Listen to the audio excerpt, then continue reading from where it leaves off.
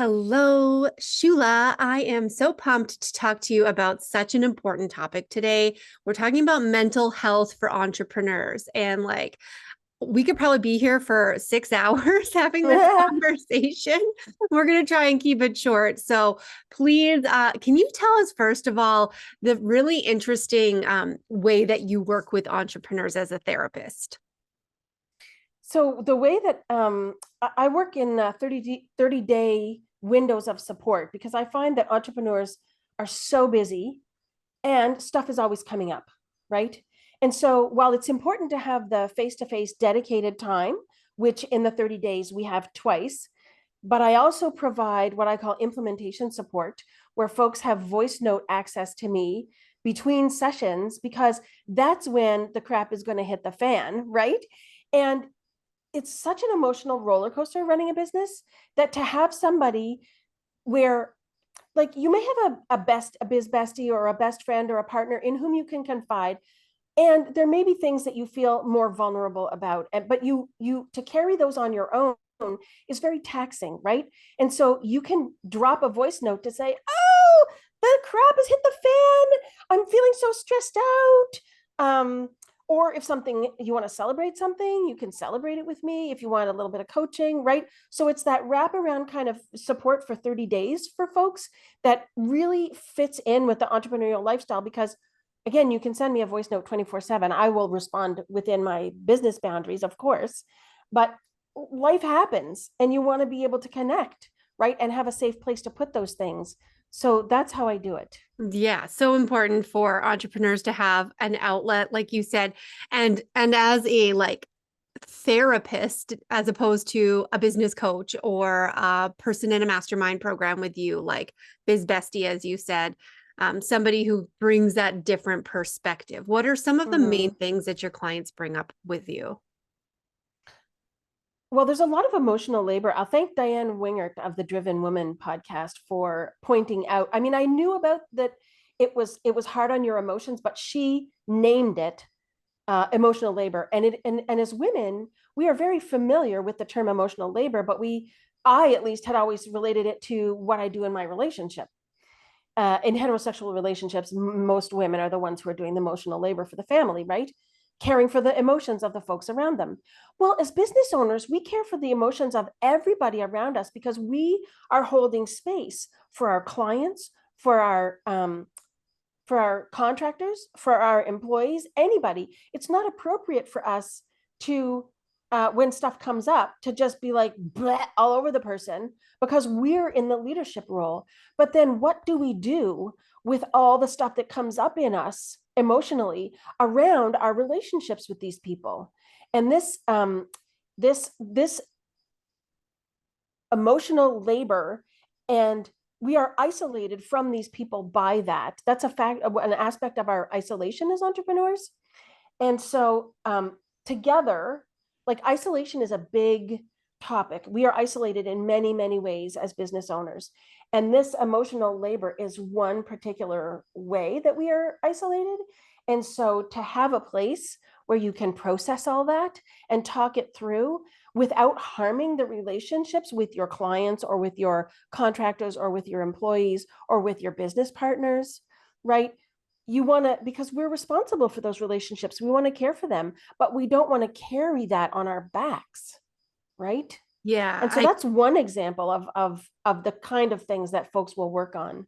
yeah, because I can see how, when we're out there facing all of the things and even just thinking about one area, which is social media, when you put Mm. yourself out there on social media and then you're just opening up the floodgates to anybody's opinions, positive, negative, whatever happens. And then what are you supposed to do with that when it comes in at you? And there's this, everyone says, just be your own self and who cares what other people think and blah, blah, Well, blah. yes, but But that has to go somewhere first. right. And I'll thank Meg Casebolt for bringing this up. She talks about feminine conditioning, that women, we are conditioned in our socialization. People who identify who are socialized as women, our first impulse is to say, what's the matter with me? What have I done wrong? And so for us, when we're in that position of vulnerability, like you say, holding a leadership position, particularly on social media, where we are open and also vulnerable, when someone throws something at us, our first instinct, because we've been socialized into it, is to go, oh, something's wrong with me. Right. And it takes, this is an example of emotional labor, right? We have to metabolize inside ourselves and sort out, okay, where is this coming from? What does this mean? What is my response to it? Without falling into the, oh, there must be something wrong with me, or I must have done something wrong, that trap, which as a public figure and a leader can like sink your ship really fast, right? And again, I'll credit Brene Brown for this one. She talks about what it takes to be a daring leader, and to take a stand on things, or to take a position. Again, to come back to social media, where you and I both take positions on social media around our areas of expertise. It takes courage, and things, when we do that, there are going to be things that suck, aspects of that experience that suck. And she talks about embracing the suck. And because there's no way that it's all the time going to feel great to be a daring leader, to be courageous, right? And our capacity to embrace the suck depends on our resources and our support. And so when you're feeling shaken like that, yes, of course, you could talk to your therapist. That's me. But it also takes more than one person. It takes a whole community to remind you of your values, and remind you why you said that thing, and remind you that it matters, so that you can stay firm and true to your values, so that, let's say, in quotation marks, assaults, right? Emotional assaults, things that land, that are difficult to hear, don't shake you off your foundation, right? You need a whole community, a whole network. And we assume, especially because on social media, we just see the one person. I don't know, maybe I shouldn't say we, but certainly I've seen people, and I know I myself assume that I should be able to embrace the suck on my own. But no, what we need is to be resourced. And what resource means is to have a wide network of support. Oh, there were so many good things in there Mm-hmm. around like not, you would say it better than this. How do you not take it personally? Yes. Well, that's the thing. To take something personally means that you are interpreting it as meaning that your innate value as a human being has been diminished. So we often talk about this with kids, where you distinguish between the behavior and the human. And you say to the kid, like, what you did was a mistake, but you are not a mistake. There's nothing wrong with you as a human being. You are a perfectly worthy person. And this thing was not a good thing to do. So let's talk about how we could do this thing differently, right? To come to us as adults and to apply that same principle. Of course, our first impulse is to take it that it means, oh, well, I'm a bad human. I'm a bad leader. Something about me is bad. I've done something wrong.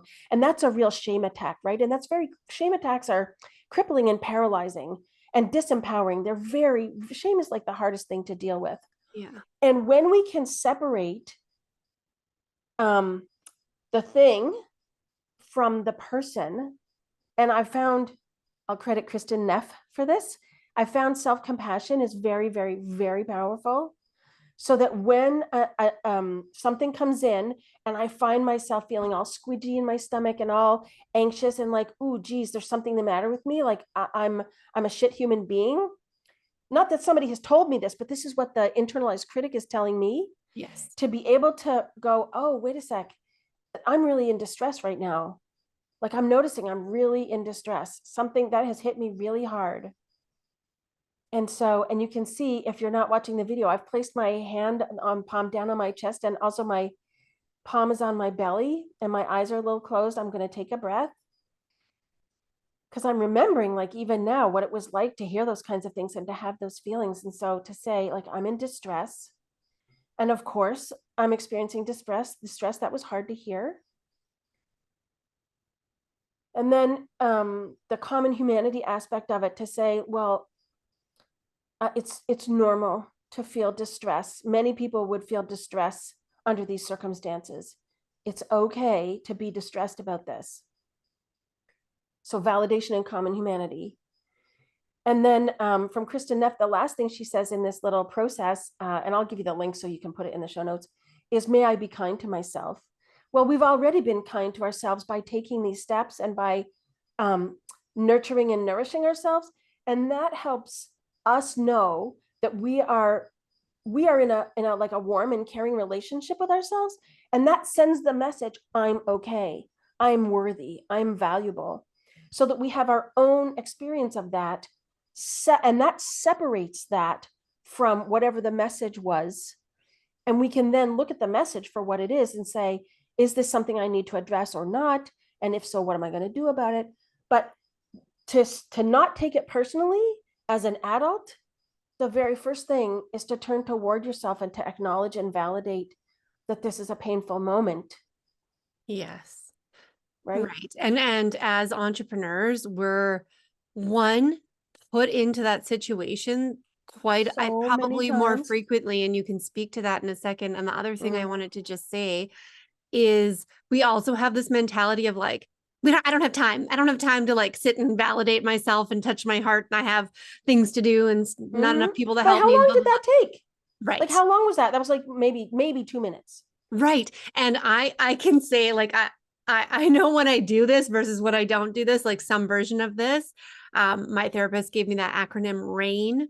Yes, it's the same kind When of I work. Yes, it remember is. to do Yep. it, it's important, right? Mm-hmm. And it's like sometimes that moment of shame and pain and whatever like the heightened emotion is, it can stew, right? Sometimes Yes. like, and I think this is in part the definition of resiliency. It's how Yes. fast you can like move through it instead of having it stay with you and like Yes. knock you down, because there's days where something comes up and it's like, okay, that's it, can't do anything else, like I'm crippled, I'm on the couch, or I'm whatever, my brain stopped working, I can't get over this thing that somebody said, or this way that this made me feel, or whatever it was, versus days where it just rolls off your back a lot easier. Mm-hmm. Well, the difference in the days is the how resourced we are. On a day when you're feeling fully resourced, like things have been going well, there haven't been a lot of demands on your system, stuff can just flow off your back. On a day when your gas tank is kind of low, right, and the demand is high, eventually you're going to run out. And what happens when emotions are high really is that we can't think straight, right? The emotions take the front. We get all wrapped up in them, and they prevent us from seeing the whole picture. And the value of taking that moment to connect with ourselves and to validate and reassure, like, uh, I'm okay with myself, and I'm giving myself some care, allows the emotions to shift, so that we can then bring our focus back to what it is in front of us and what we need to do as entrepreneurs. Because our emotions have important information, but they can't be the whole story, right? We can't run our businesses on just emotions, right? And so we can take that moment to be with the emotions and bring them and our full intelligence, our full cognitive abilities back to the thing at hand. But and resilience is a practice. It's a set of skills that can be developed and practiced, just like weightlifting, where you grow the muscle by the more you lift, the stronger the muscle gets. Resilience is a set of skills that are learned, and the more you practice them, the more they're available to you. And I agree with you that the more you practice them, the more effective they will be, and the greater the impact they will have. So that over time, your turnaround time after being upset will be shorter and shorter. Yeah. Yeah. Yeah. I love how you frame that, because sometimes I think we have this preconception that, once you learn something, that's it. You're supposed to have learned it. And Oh, I'm no. like, that's just not even reality when it comes to emotions, especially. But I think, this extra layer here, we're talking about things that all humans deal with, but through Mm, the lens of being mm, an entrepreneur and the different mhm. pressures and the different experiences that we have when we take on this role in our lives. Yeah. It's unique. Where the it's a, it Non-entrepreneurs experience many of the things that we experience as entrepreneurs, but individually. We experience them all together. They all come, many of the stressors that we experience occur at the same time. and they potentiate one another, they amplify one another, right? Whereas a person, like decision making, a person who's not an entrepreneur will be stressed out about decisions from Right. time to time, right? They'll have decision fatigue from time to time, but then they aren't also responsible for cash flow this month, which is very low, and then also responsible for the shit show that's going on in their Facebook group. And you know Yeah. what I mean? Like right, these things occur to them one at a time, where for us, they all come together more frequently. Mm. Can you label some of those things for us as far as like some of the experiences that entrepreneurs are Yeah, having that are contributing to our emotional labor? That's what you yeah, said. Mm. yeah. So in my work, I've identified 7 factors, and it's actually, every time I teach about these 7 factors, people name more of them. So I want to say that this is not an exhaustive list. These are just the ones that I've seen as I've worked through with folks. But we talked about isolation, and I would say that's the number one. That's the major thing that most entrepreneurs have mentioned to me, and also a lot of the research bears out into entrepreneurship and mental health, talks a lot about entrepreneurial isolation and the impact it has as a mental health factor. But in addition, we have VUCA, which is a leadership term. It's a short, what do you call it? An acronym for volatility, uncertainty, complexity, and ambiguity. It's Mhm. the nature of our work, right? That our days are volatile. There's a lot of uncertainty that occurs in the course of our work. The information that we have to deal with is complex and often unclear, and we have to just do our best, right, to make a decision and go with it and hope for the best. And things change so frequently, right? Like the economy changes frequently, the algorithms change frequently. So VUCA as well is a real factor in our lives. There are many barriers to support for entrepreneurs, because entrepreneurial poverty is a thing, cash poverty is a thing. And so one of the big mental health supports that I would love to see everybody have is a virtual assistant. But not all of us have the businesses that have the cash flow that can support having an assistant. And that's over and above, like obviously a therapist. But if you don't have the cash money to pay a therapist, it's going to be, or you don't have extended healthcare benefits, right? In Canada or in the US, if you don't have healthcare coverage, period, it's going to be tough to access a therapist without a certain level of cash flow in your business. And then to find a therapist who understands business, there are even fewer, right? So there are many barriers to support for us. Hustle culture is a problem. Hustle culture is really a feature of the entrepreneurial ecosystem. In 2019, the Canadian Mental Health Association they issued a report called Going It Alone. And they talked about the nature of the discourse, like the narrative around entrepreneurship, that it's go, go, go, like tough, um, handle it all no matter what. I got Gary this. Vee says, yeah, I got this, crush it culture or whatever. Mm. But yet this is hustle culture we have to change these narratives because the hustle culture is so harmful, because we neglect ourselves, and we find ourselves also kind of absorbing values that aren't even ours when we end up in business, because there's an emphasis on growth, there's an emphasis on numbers. And for many of us, that isn't even what our values are, but we just get swept up in the whole thing without an opportunity. And that's the other side of hustle, is that we don't have an opportunity to slow down and check in and go, hey, wait a minute, is that really in alignment with my values? And we can find ourselves having built a whole business that is maybe very successful, but is actually burning us out because we're lost in the hustle trance. So Right. hustle culture and capitalism, exploitative, extractive, consumerist values that get tangled up in all that, those are very harmful to people's mental health. And then we talked about this already, the connection between self-worth and success, like not taking things personally, but also the ups and downs of the business. When things are going poorly, then you shit talk yourself. What did I even think I was doing? Who did I think I was to start a business? I'm a terrible entrepreneur. I don't know anything about marketing, blah, blah, blah, right? Then your self-worth tanks. And then when you're having a good day, of course, then you talk to yourself nicely. So that, and that's a human tendency to link success in your role to your self-worth.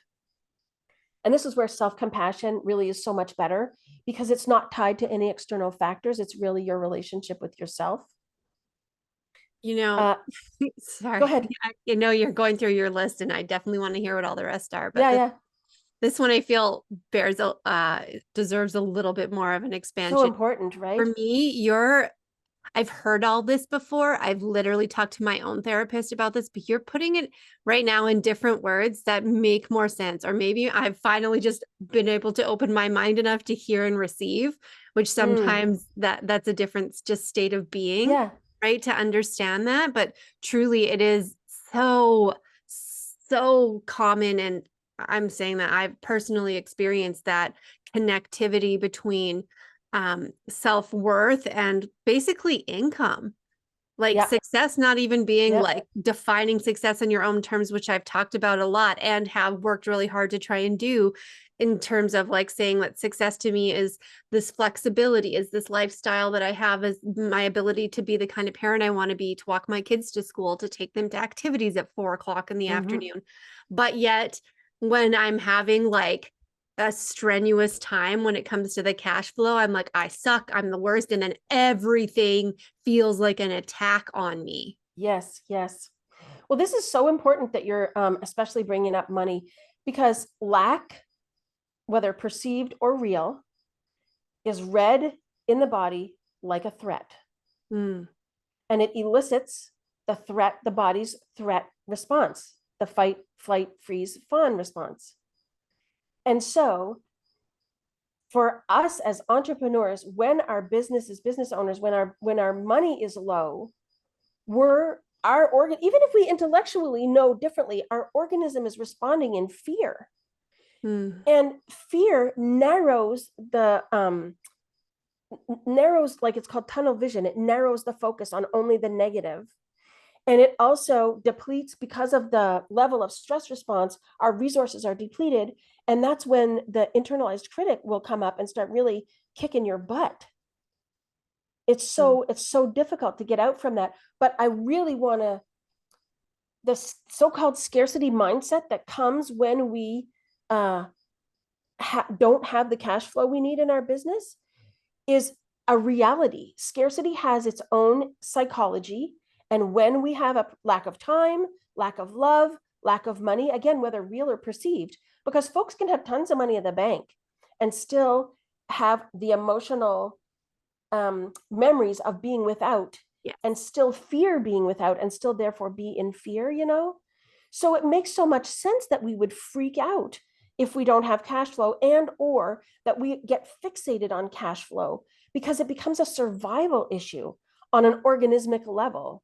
Like, again, I know we're not going to die if we don't, if our business is tanked tomorrow. It won't be fun, but Yes. we're not going to die, Yes. right? I But always think our just organism thinks we're going to die. I always think of that line. I don't remember which movie it was from. I think it was from like oh, what was that one where they all went to Vegas, The Hangover, and Leslie Chow was like, "But did you die?" I think Yeah. I like that all the time. And when it's like, let's assess the real risk here. Right, right, right. And that's also a self-compassion move, to be able to say, like, yes, of course you're scared, that you're perceiving lack. And let's you sort of invite the part of you that's in fear to look through your eyes and to take in information that it doesn't have. So you validate it and you say, it's okay, no wonder you're scared, this is scary, it's a survival situation. And of course, in a survival situation, people get scared. That's okay, I'm with you. And I invite you to take a look through my eyes. Let's take a look at what's going on today, here and now. Right? There is no bear. Mhm. You're not a bunny. Right. In these four walls, you are physically safe. Your existence is not threatened. Right? And now let's take a look at the actual numbers, and let's see what the data tells us, and then see what we need to do with the information at hand, instead of coming from the fear. So, like you say, let's look at the reality. Yeah. Ooh, oh, that's so good. Okay, I don't remember where we are. We're on your list of Linking self-worth and success. okay. And there are two more. One is the fact that most entrepreneurs have a predisposition, many, I shouldn't say most, many entrepreneurs have a predisposition to mental illness. Mm. So Michael Freeman, who's a psychiatrist and a psychologist in the US, he's like the grandfather of research into entrepreneurship and mental health. In 2015, he did a study that showed that, and I forget what the actual percentage is now, but a significant percentage of entrepreneurs have mental health issues. And he has a very interesting theory because he also notes that of the entrepreneurs in his studies who don't have a mental health diagnosis, their family members do. And he thinks that there's some genetic aspect intertwined with the quote unquote mental illness that expresses itself along a spectrum, so that the most severe expression is the illness, and the less severe expression is what enables people to engage in entrepreneurial activities. Such an interest. I know, right? Isn't So, that fascinating? Fascinating. yeah. So we I mean, I come, could be like, uh, what's the word? Well, my thesaurus is not working today, Sheila. yeah, it's But okay. I could say, oh, so yeah, because you do have to be a little crazy to You do have to be a start a little, business. yep, yep, yep. And so he says, folks who are energetic, motivated, and creative and entrepreneurial also experience strong emotional states. Hmm. And so, when we bring in, and then like life is stressful. And many folks who've started businesses have started businesses as a response to um, mental health issues in the workplace, Right. right? So Because I racialized don't want to be groups, tied to this corporate schedule and I'm burning myself out only to enter into entrepreneurship. yeah, or the toxicity, specifically like racialized folks or folks who have disabilities, or women who are, who get crap in the corporate world because they leave at 5 because they have families and they value, a balance. There are all kinds of what's the word, systemic oppression built into employment, and lots of folks have left employment for entrepreneurship because they could create for themselves a mentally healthier workplace at home where they're not exposed to these constant microaggressions around their parenting role or their skin color or the perception of what their racialized group is as a whole, or that they want accommodation to support their disability so that they can perform their jobs. There's they get a lot of flack, right? But you come home and create your own business, but you still have the mental health impact of what that was like in that workplace that you're caring for as you establish your business. So there's this whole pool of like issues of mental wellness and illness that come with us into our businesses. Mm-hmm. And then the seventh factor, which we alluded to before, I call it invisible, is the fact that all the other 6 amplify one another. Ooh, I Right? bet They she pile on and make it worse. Mm-hmm. Yeah. Yeah, it is. Wow. Wow. So, okay, this was very like mind opening, this conversation.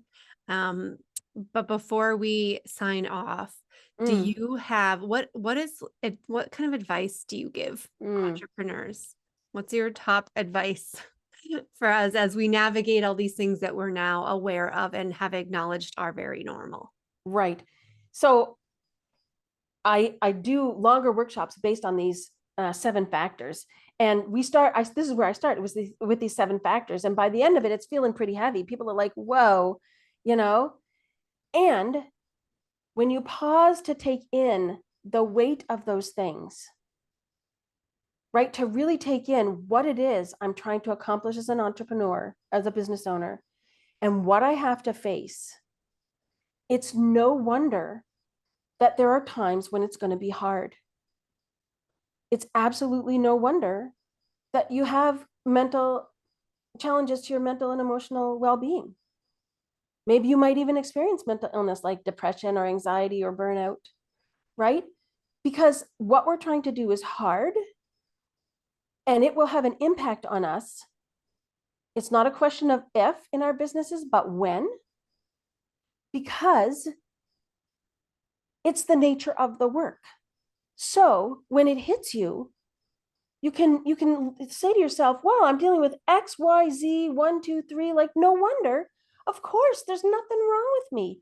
Who wouldn't be feeling this way? Right? There's just nothing wrong with us because what we're trying to do is hard. So of course, it's going to be hard. Hmm. And to just leave it like there are solutions to support that. There's ways to process the emotions, to take breaks, to like Mm-hmm. acknowledge what you're going Mm, through and try and find the ways that work for you as an yeah. individual to, decompress throughout this whole roller coaster that we're all on. Well, the first thing I think is to really tell yourself there's nothing wrong with me, like to really acknowledge, like, yeah, there's nothing wrong with me. And then you can make this conversation, you can make this topic a conversation with everybody, your biz bestie, your coach, your mastermind group, the incubator where you go, the networking group. You can make mental and emotional wellness, well-being part of every conversation you have, because opening the door to that, like, creates connection. Of course, you want to be judicious about how much you share, because good boundaries are important and you want to choose carefully with whom you share, but you can put these things on the table, right, and be met by other folks who are feeling the same way. And I mean, my goodness, right? So you Yeah. can validate for yourself, seek others who validate you, and then you can choose like some of the paid options too, like a therapist and a coach. But there are ways that, like, we don't need money after we've said to ourselves, there's nothing wrong with me. And of Right. course I deserve some support, right? And then we can go to our peers and then go to the paid options. Well, because the fact that you're dealing with all of this doesn't need to be yet another thing that you carry on your own. 100%. Yes, I love how you said that. The fact that you're carrying this does not have to be something you deal with on your own. Mm. Oof. This has been such an important conversation. I really appreciate you shedding light on all of these topics and that we're putting this out into the world to help normalize these conversations. Mm. Please, please connect with Shula. Where do you like to connect with people? Shula.ca/newsletter is where they can sign up, where folks can sign up for my newsletter. And this is really like, in terms of validation and support, that's where you're going to get it. That's where my all my long form stuff, all the research I do, all the skill building, all that kind of stuff. The newsletter is where you'll get it. I also love social media for the social aspect of it. And so if you want to connect with me on LinkedIn or on Instagram and chat with me in the direct messages, I don't really like, I mean, obviously I create content so that I have a presence. But for me, the more fun thing is to talk to folks. So my DMs are open, right? Like, for the conversation, I'm 100% down for that. Oh, so good. All right. Thank you so much for all of this. Kelly, I'm so grateful. It's so important. Thank you for being open to the conversation.